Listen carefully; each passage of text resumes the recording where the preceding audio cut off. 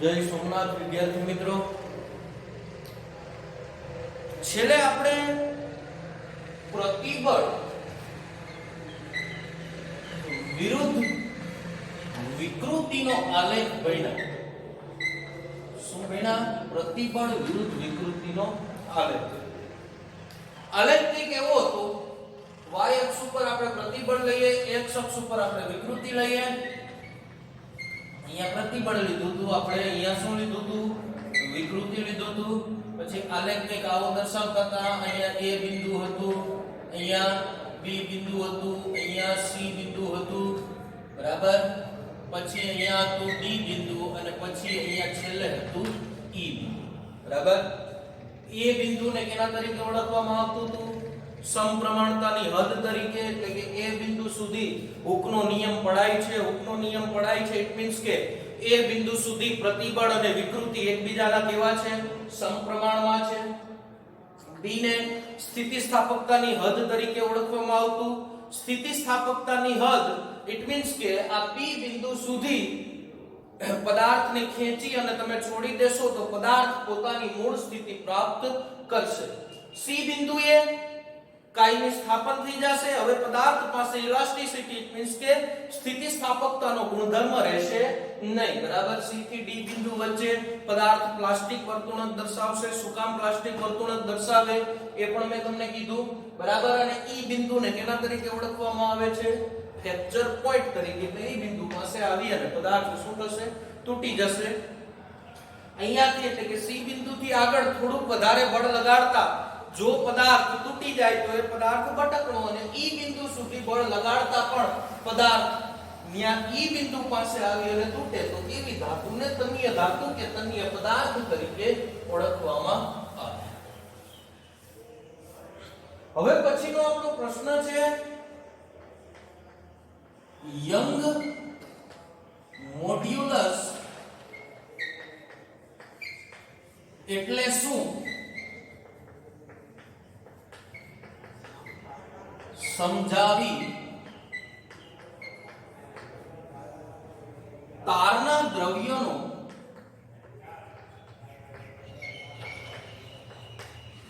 Young modulus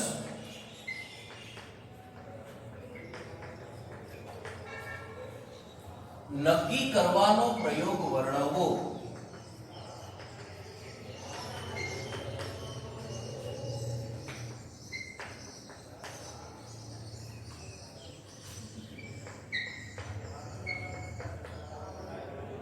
પેલા તો શું પ્રશ્ન શું કીધો છે કે યંગ મોડ્યુલસ એટલે શું સમજાવી તારના દ્રવ્યનો યંગ મોડ્યુલસ નક્કી કરવાનો પ્રયોગ વર્ણવો. આ પ્રયોગ આપણે અડિયા સાહેબે તમને લેબનો ઇન્સ્ટ્રક્શન આપ્યું એમાં આ પ્રયોગ હતો. હું યંગ મોડ્યુલસ નક્કી કરવાનો પ્રયોગ હતો. તો યંગ મોડ્યુલસ એટલે શું, બરાબર, એ આપણે સમજીએ. તો પેલા તો યંગ મોડ્યુલસ ની સાઇન છે y. જો આવી રીતે કેપિટલ y યંગ મોડ્યુલસ ને આવના તરીકે દર્શાવવામાં. અને યંગ મોડ્યુલસ એટલે તણાવ પ્રતિબળ અને સંગત વિકૃતિનો ગુણોત્તર. યંગ મોડ્યુલસ શું છે? તણાવ પ્રતિબળ અને સંગત વિકૃતિનો ગુણોત્તર. ગુણોત્તર એટલે એકબીજાને એકબીજા વડે શું કરવાના હોય? ભાગવાના હોય, બરાબર. તો કેનો ગુણોત્તર છે? તણાવ પ્રતિબળ અને સંગત વિકૃતિ, બરાબર. પ્રતિબળ હવે આપણે સૂત્રના સ્વરૂપે લખીએ તો y પ્રતિબળ શું લખાય? F/a. સંગત વિકૃતિનું સૂત્ર ડેલ્ટા L ના છેદમાં L, બરાબર છે. એટલે y બરાબર શું થશે? F/a છેદનો છેદ અંશમાં એટલે ગુણાકારમાં L/ડેલ્ટા L. તો આ યંગ મોડ્યુલસ નું સૂત્ર થયું. યંગ મોડ્યુલસ તારના દ્રવ્યનું યંગ મોડ્યુલસ નક્કી કરવાનું કારણ એ છે છોકરાઓ કે યંગ મોડ્યુલસ દ્વારા તમે એની સ્થિતિસ્થાપક વર્તુળક સમજી શકશો. એ તારની મજબૂતાઈ તમે યંગ મોડ્યુલસ દ્વારા સમજી શકશો, બરાબર. યંગ મોડ્યુલસ થી જ તમને ખબર પડશે કે એ તાર કેટલો મજબૂત છે, કે આ સ્ટ્રક્ચરલ ડિઝાઇનમાં એને વાપરવો અને કયો તાર ન વાપરવો, બરાબર. તો યંગ મોડ્યુલસ એટલે શું છે? તણાવ પ્રતિબળ અને સંગત વિકૃતિનો ગુણોત્તર. તો y બરાબર શું છે? પ્રતિબળ એટલે F/A, સંગત વિકૃતિ એટલે ડેલ્ટા L ના છેદમાં L, એટલે y બરાબર F/A ગુણાકારમાં છેદનો છેદ અંશમાં એટલે L/ડેલ્ટા L. બરાબર? તો આ યંગ મોડ્યુલસ છે. બરાબર? યંગ મોડ્યુલસ નું SI એકમ હોય, બધાયના એકમ હોય ન્યૂટન પ્રતિ મીટર સ્ક્વેર અથવા તો જો બીજો SI એકમ છે પાસ્કલ. બરાબર? હવે જે પદાર્થનો યંગ મોડ્યુલસ વધારે એ પદાર્થની મજબૂતાઈ વધારે, જે પદાર્થનો યંગ મોડ્યુલસ ઓછો એ પદાર્થની મજબૂતાઈ ઓછી. બરાબર? તમને એક ટેક્સ્ટ ની અંદર ઉદાહરણ પણ આપેલું છે. ઉદાહરણ કંઈક એવું છે કે એક તમે 0.1 સેન્ટીમીટર સ્ક્વેર નું આડછેદનું ક્ષેત્રફળ ધરાવતો સ્ટીલનો તાર લ્યો. કેનો તાર લ્યો? સ્ટીલનો તાર. બરાબર? તો આની અંદર તમારે 0.1% વિકૃતિ લઈ આવવી હોય ને તો તમારે 2000 ન્યૂટન જેટલું બળ લગાડવું પડે. બરાબર? અને બીજો એક તમે તાર લ્યો એલ્યુમિનિયમનો, એટલો 0.1 સેન્ટીમીટર સ્ક્વેર આડછેદનું ક્ષેત્રફળ. તાર કેનો છે? એલ્યુમિનિયમનો તાર. આની અંદર તમારે 0.1% જેટલી વિકૃતિ દાખલ કરવી હોય ને તો તમારે 690 ન્યૂટન બળ લગાડવું પડે. એટલે બળ કેમાં વધારે મળે છે? સ્ટીલના તારની અંદર. તો સ્ટીલના તારનો યંગ મોડ્યુલસ સારો હશે. સારો હશે ઇટ મીન્સ કે સ્ટીલનો તાર છે એ વધારે કેવો હશે? મજબૂત હશે. બરાબર? એટલે સ્ટીલને છે ને સ્ટીલનો યંગ મોડ્યુલસ જો બધાયના યંગ મોડ્યુલસ હોય, યંગ મોડ્યુલસ y તમે ટેક્સ્ટ બુક ની અંદર કોષ્ટક જોશો ને એમાં આપેલું હશે બધાયના યંગ મોડ્યુલસ.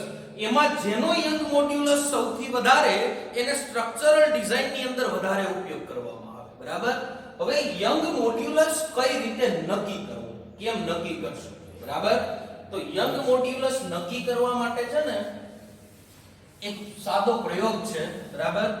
એક દ્રઢ આધાર છે. બરાબર? દ્રઢ આધાર પરથી તમારે બે તારને લટકાવવાના છે. એક તારની અંદર તમારે વર્નિયર સ્કેલ રાખવાની છે. જોજો વર્નિયર એક પ્રકારની ફૂટ જ છે પણ ફૂટ કરતા ઓછું માપે. તમને પેલો પ્રેક્ટિકલ અડિયા સાહેબે કીધું એમાં હતું વર્નિયર કેલિપર્સ. એ આ એક છે પણ કઈ છે આ સ્કેલ? Vernier scale. બરાબર? આ તારની અંદર આ તારને કહેવામાં આવે સંદર્ભ તાર. શું કહેવામાં આવે? સંદર્ભ તાર. બરાબર? અહીંયા એક બીજો તાર રાખવામાં આવે. આ બીજા તારની નીચે વજનિયા મૂકવામાં આવે. શું મૂકવામાં આવે? વજનિયા. બરાબર? આ તારને કહેવાય પરીક્ષણ તાર. જોજો પરીક્ષણ તાર ઇટ મીન્સ કે આપણે કયો તાર ઉપયોગ કરવો એ આની મદદથી ખબર પડશે. આનું આપણે શું કરીએ છીએ? પરીક્ષણ કરીએ. આપણા માટે શું છે? પરીક્ષણ તાર. બરાબર? તો આની અંદર તમે વજનિયા મૂકશો એટલે આ તારની લંબાઈ થોડી થોડી આમાં વિકૃતિ આવશે. વિકૃતિ સિગ્માનું સૂત્ર શું છે? ડેલ્ટા L ના છેદમાં L. બરાબર? આની લંબાઈ થોડી થોડી વધશે. એ થોડી થોડી લંબાઈ વધે એની મદદથી તમે નક્કી કરી શકો કે એનો યંગ મોડ્યુલસ છે એ સારો છે કે નહીં. એક મળી જશે તમને આના મદદથી. બરાબર? કઈ રીતે? જો હું તમને કહું y is equal to f. f એટલે બીજું શું કહી શકાય? m into g. આ સૂત્રનું આપણે નવું સ્વરૂપ બનાવીએ. f બરાબર શું કહી શકાય? m into g. m into g મૂક્યા ગુણાકારમાં l m ના m એના છેદમાં a. એને આવું પણ કહી શકાય તાર માટે શું કહી શકાય? આડછેદનું ક્ષેત્રફળ એટલે pi r સ્ક્વેર ગુણાકારમાં ડેલ્ટા m. બરાબર? હવે દાખલા તરીકે આ વર્નિયર સ્કેલની મદદથી આપણે માપ્યું કે એ પેલા હતું તાર હતો પેલા 5 સેન્ટીમીટર નો. પછી આ ત્રણ વજનિયા મૂક્યા એટલે કે મેં 500 ગ્રામ દળ મૂક્યું ત્યારે તારનું વજન 5.1 સેન્ટીમીટર થયું. તો આ આપણા માટે 5.1 શું થયું? Delta L. 5 સેન્ટીમીટર શું થયું? L. બરાબર? 500 ગ્રામ વજનિયા આપણા માટે શું થયું? m g. એટલે 500 અહીંયા શું આવશે? y is equal to 500 ગ્રામ એટલે 500 ગુણાકારમાં 9.8. બરાબર? g ની કિંમત ગુણાકારમાં L કેટલું હતું?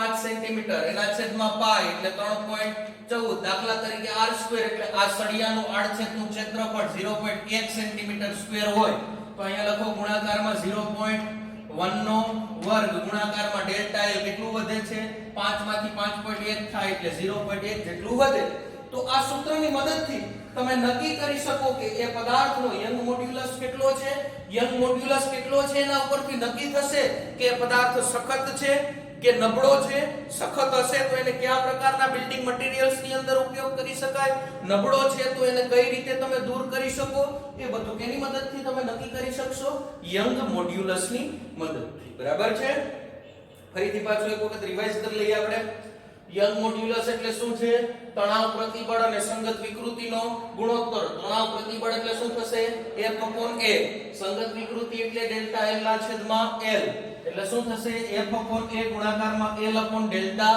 L બરાબર સંગત વિકૃતિનો સોરી યંગ મોડ્યુલસ નો SI એકમ શું થશે ન્યૂટન પ્રતિ મીટર સ્ક્વેર અથવા તો પાસ્કલ બરાબર પછી કોઈ પણ દ્રવ્યનો યંગ મોડ્યુલસ કેવી રીતે નક્કી કરવો તો સંદર્ભ તાર લેવાનો પરીક્ષણ તાર લેવાનો સંદર્ભ તારમાં શું રાખેલું હોય છે વર્નિયર સ્કેલ પરીક્ષણ તારની અંદર જુદા જુદા વજનિયા મૂકી એની લંબાઈમાં થતો વધારો નોંધવામાં આવે એટલે આ યંગ મોડ્યુલસ નું આ બીજું સૂત્ર તમે મૂકી એની લંબાઈમાં થતો વધારો નોંધી અને એ તારનો કેટલો મજબૂત છે કે તાર કેટલો નબળો છે એ તમે નક્કી કરી શકો બરાબર છે છોકરાઓ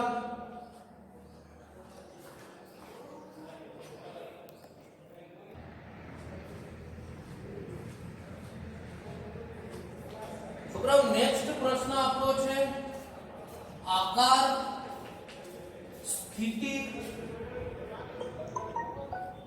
સ્થાપકતા અંક એને ઇંગ્લિશમાં કહેવાય મોડ્યુલસ ઓફ રિજિડિટી વિશે સમજાવો આકાર સ્થિતિસ્થાપકતા અંક અથવા તો મોડ્યુલસ ઓફ રિજિડિટી વિશે સમજાવો બરાબર તો પહેલા તો આની વ્યાખ્યા લખીએ કે આકાર સ્થિતિસ્થાપકતા અંક એટલે શું આકાર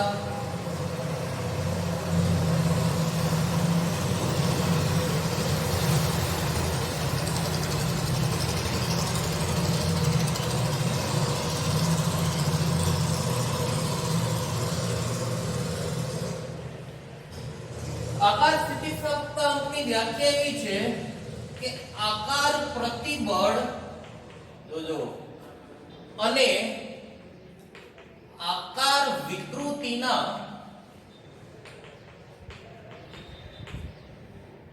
ગુણોત્તરને આકાર પ્રતિબળ અને આકાર વિકૃતિનું શું છે ગુણોત્તરને આકાર સ્થિતિસ્થાપકતા અંક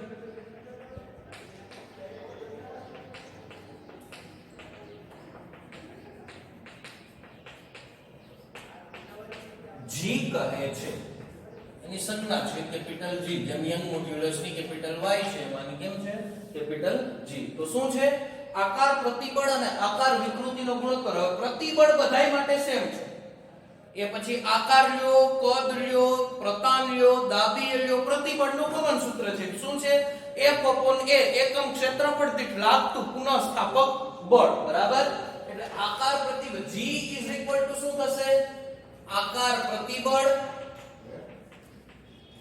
એના છેદમાં શું આવશે આકાર વિકૃતિ બરાબર તો આકાર પ્રતિબળનું મેં તમને કીધું સૂત્ર શું છે કોમન છે એટલે G શું થશે F/A આકાર વિકૃતિ એટલે શું થશે ડેલ્ટા x ના છેદમાં L જો એટલે G શું થશે F/A ગુણાકારમાં છેદનો છેદ અંશમાં એટલે L ના છેદમાં ડેલ્ટા x બરાબર જોજો હવે આકાર વિકૃતિનું સૂત્ર છે થીટા જો આકાર વિકૃતિનું સૂત્ર શું છે થીટા ડેલ્ટા x ના છેદમાં L શું છે ડેલ્ટા x ના છેદમાં L બરાબર પણ અહીંયા આપણી પાસે L/ડેલ્ટા x છે એટલે L/ડેલ્ટા x બરાબર શું થશે 1/θ બરાબર એટલે g ઇઝ ઇક્વલ ટુ અહીંયા કિંમત મૂકો તો g ઇઝ ઇક્વલ ટુ શું થશે f અપોન a ઇન્ટુ શું થશે થીટા બરાબર f upon a into theta હવે f અપોન a કયું પ્રતિબળ છે આકાર પ્રતિબળ એટલે આને આમ પણ લખાય g is equal to sigma s આકાર પ્રતિબળ બરાબર સિગ્મા s ના છેદમાં થીટા પ્રતિબળને આકાર પ્રતિબળને સૂત્રનો કરતા બનાવો તો સિગ્મા s બરાબર શું લખી શકાય g ગુણાકારમાં થીટા જોજોના સ્વરૂપ તમને આપું એક તો આકાર સ્થિતિસ્થાપકતા અંકનું આપણે સૂત્ર છેલ્લું શું મળ્યું sigma s into theta sigma બરાબર શું કહી શકાય f અપોન a એટલે g બરાબર શું કહી શકાય f upon a into theta અથવા સિગ્મા s ને f અપોન a ને સૂત્રનો કરતા બનાવો એટલે સિગ્મા s બરાબર શું કહી શકાય g ઇન્ટુ થીટા બસ તો આ આકાર સ્થિતિસ્થાપકતાંક છે સામાન્ય માટે કોઈપણનો આકાર સ્થિતિસ્થાપકતાંક હોય ને nearly equal to y divided by 3 હોય એટલે યંગ મોડ્યુલસ ના ત્રીજા ભાગનો શું હોય આકાર સ્થિતિસ્થાપકતા અંક બરાબર છે તો જોઈએ આપણે પહેલા થોડું રિવાઇઝ કરી લઈએ શું છે આકાર સ્થિતિસ્થાપકતા અંક અથવા મોડ્યુલસ ઓફ રિજિડિટી તો આકાર પ્રતિબળ અને આકાર વિકૃતિના ગુણોત્તરને શું કહેવાય આકાર સ્થિતિસ્થાપકતા અંક g એટલે g is equal to આકાર પ્રતિબળના છેદમાં આકાર વિકૃતિ g is equal to f upon a upon delta x upon l બરાબર એટલે g બરાબર શું થશે f upon a ગુણાકારમાં l upon delta x બરાબર હવે theta is equal to delta x ના છેદમાં l તો l upon delta x બરાબર શું થશે 1 upon theta કિંમત મૂકી આપણે f upon a into theta f upon a બરાબર સિગ્મા s એટલે g બરાબર સિગ્મા s ના છેદમાં થીટા સિગ્મા s ને સૂત્રનો કરતા બનાવો તો શું થશે g into થીટા સામાન્ય માટે આકાર સ્થિતિસ્થાપકતા અંક કેટલો હોય છે યંગ મોડ્યુલસ ના ત્રીજા ભાગનો બરાબર છે